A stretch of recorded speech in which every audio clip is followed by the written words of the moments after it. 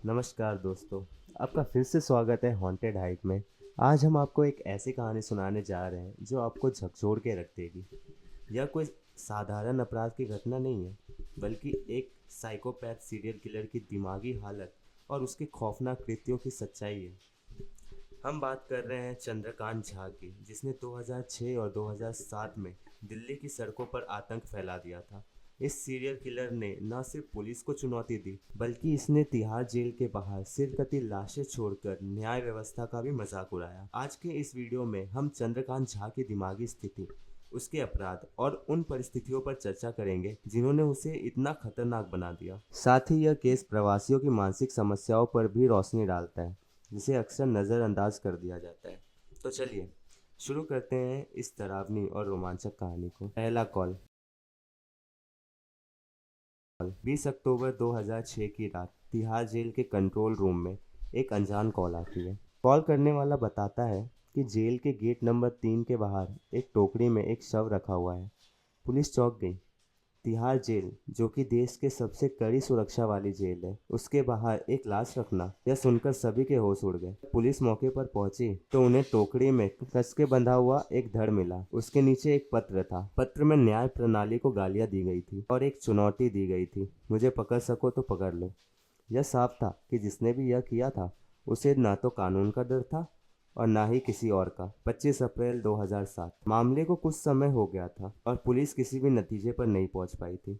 लेकिन 25 अप्रैल 2007 को एक और लाश उसी जगह तिहाड़ जेल के बाहर मिली। इस बार भी लाश का सिर नहीं था और उसके अंग बुरी तरह से बंधे हुए थे। वहां मौजूद लोग लाश को खोलने में असफल हो रहे थे। तभी भीड़ में से एक व्यक्ति आगे आया और कहा कि वह लाश को खोल सकता है। उसने अपने चाकू से लाश के बंधन को खोला। बाद में खुलासा हुआ कि यह व्यक्ति और कोई नहीं, खुद चंद्रकांत झा था, वही खौफनाक सीरियल किलर जो इन हत्याओं का मास्टरमाइंड था। पुलिस को अब ये यकीन हो गया था, ये कोई साधारण अपराधी नहीं है, बल्कि एक साइको सीरियल किलर है।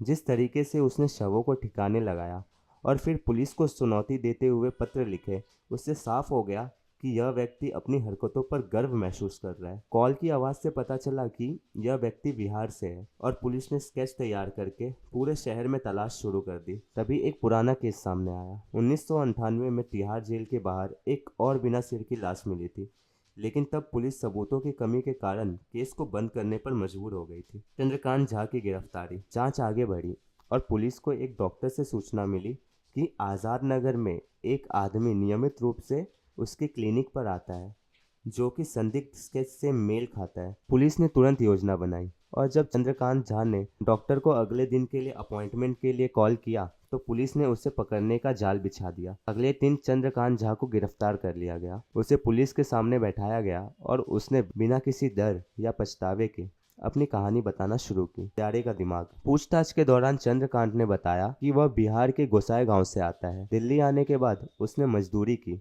और सब्जी बेचने का काम शुरू किया।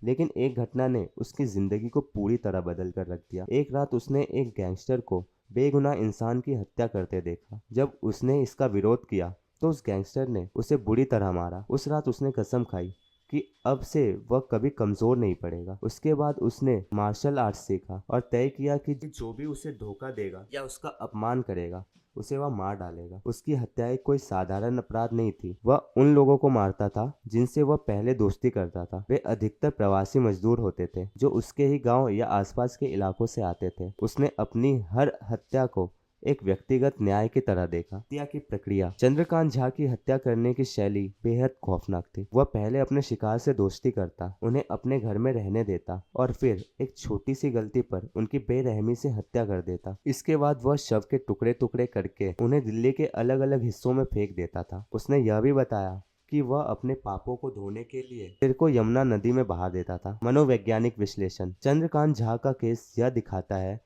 कि कैसे सामाजिक भेदभाव, गरीबी और मानसिक तनाव ने उसे एक सीरियल किलर बना दिया। जब हम मानसिक स्वास्थ्य की बात करते हैं तो अक्सर मजदूर वर्ग के मुद्दों को नजरअंदाज कर देते हैं, लेकिन चंद्रकांत जैसा व्यक्ति इस बात का उदाहरण है कि किस तरह मानसिक तनाव आक्रोश अपराध में बदल सकता है। चंद्रकांत झा अब जेल में अपनी सजा काट रहा है। लेकिन उसका खौफ अब भी लोगों के दिलों में बसा हुआ है। उसकी कहानी सिर्फ एक अपराधी की कहानी नहीं है, बल्कि यह हमारे समाज के प्रवासी मजदूरों की मानसिक स्वास्थ्य समस्याओं पर भी सवाल खड़ा करता है। क्या हम प्रवासियों के मानसिक स्वास्थ्य पर ध्यान देते हैं? अगर नहीं, तो हमें अब सोचना होगा। आपका क्या ख्याल है? क्या मानसिक स्वास्थ्य के मुद्दों पर ज्यादा ध्यान देने की जरूरत है, खासकर प्रवासियों के लिए? वीडियो देखने के लिए धन्यवाद। अगर आपको यह कहानी रोमांचक लगी हो तो चैनल को सब्सक्राइब करें और नोटिफिकेशन बेल को दबाएं, ताकि आप हमारे आने वाले और भी दिलचस्प वीडियो मिस ना करें। मिलते हैं अगली वीडियो में।